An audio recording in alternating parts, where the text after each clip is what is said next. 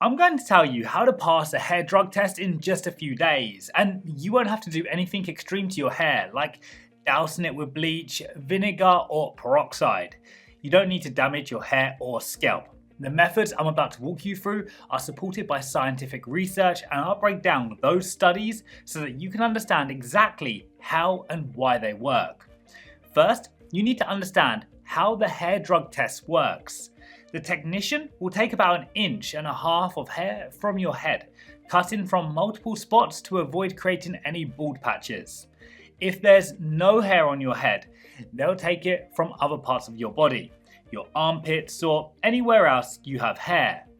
That hair is then sent to a lab where it's dissolved and tested for the concentration of substances.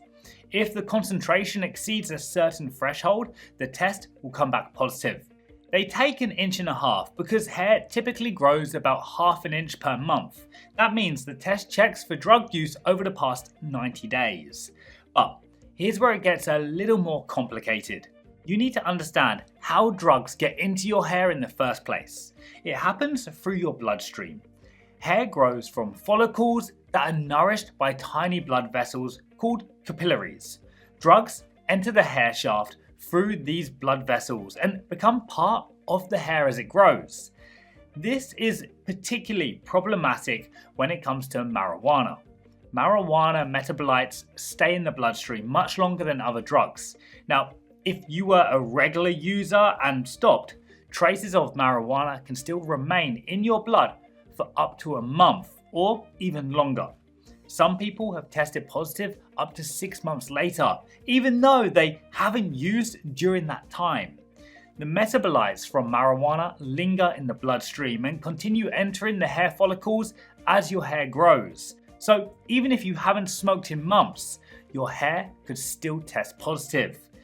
This is why hair drug testing tends to discriminate against marijuana users. Our goal with this video is to help people who've stopped using long ago but are still worried that they might fail the test because of this quirk in the process. So, how can someone pass a hair drug test?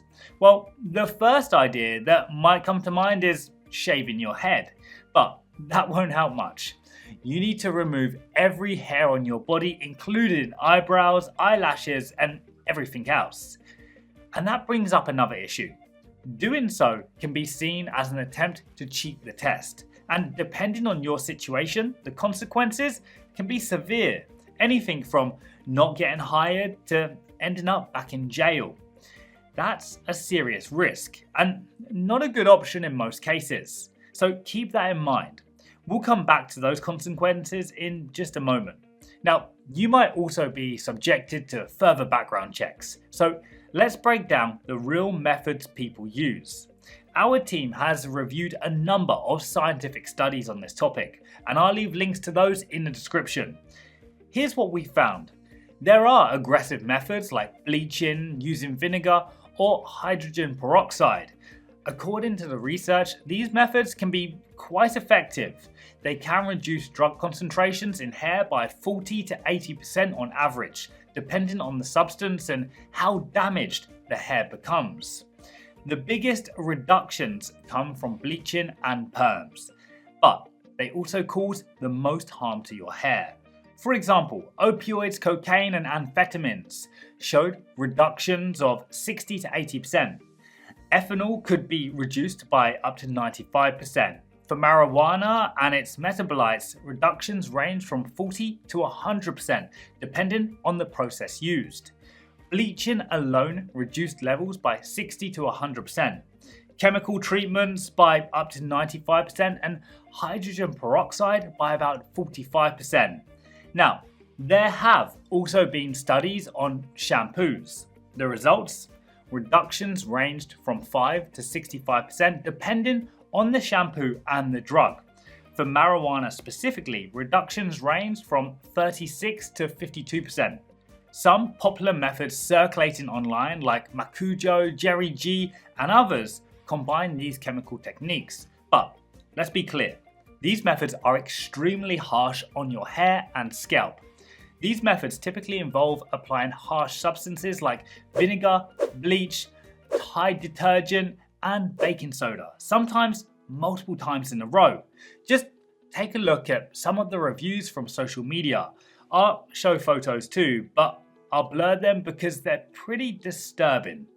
Now, if you've tried any of these methods yourself, feel free to share your experiences in the comments because we'd love to hear how it went for you. Now, is that really what you want to do to your hair and scalp? On top of that, visible hair damage can raise red flags for testers. They might interpret it as an attempt to cheat the test, which again could have serious consequences. Now, here's the good news. The right shampoos can reduce drug concentrations in hair just as effectively and without damaging your hair or scalp. Most importantly, they don't draw attention. These shampoos can be used repeatedly. For instance, if one wash reduces the level by 50%, doing it again and again, say 7 to 8 times, can bring the levels down close to zero. It's just simple maths. Now, after a few washes, the concentration of substances in your hair could already be below the detection threshold. No damage, no red flags, no stress. One product designed specifically for this purpose is Aloe Toxin Rid. It helps cleanse the hair of toxins without damaging it or irritating your scalp. For best results, pair Aloe Toxin Rid with Zydot Ultra Clean on the day of your test. This combo gives you the best shot at a clean result. Here's how to use it. Start washing with Aloe Toxin Rid daily in the days leading up to your test. Ideally, anywhere from 3 to 10 days in advance. Now, if you're short on time, you can use it multiple times a day. During each wash, make sure to lather it thoroughly into your hair and leave it for 10 to 15 minutes before rinsing. It's absolutely essential to get at least 7 washes in before your test. On test day, use Zydot Ultra Clean right before you head in. This final step helps clear out any remaining traces and adds another layer of protection. If you have dreadlocks or dark, dense hair, aim for at least 10 uses, and if you can, do a few extra washes just to be safe. And that's it. You're fully prepared to pass a hair drug test without damaging your hair or drawing suspicion. Thousands of people have had success, and it continues to be one of the most trusted solutions out there. To get your bottle of Aloe Toxin Rid, just click the link in the description. If you've got any questions, drop them in the comments.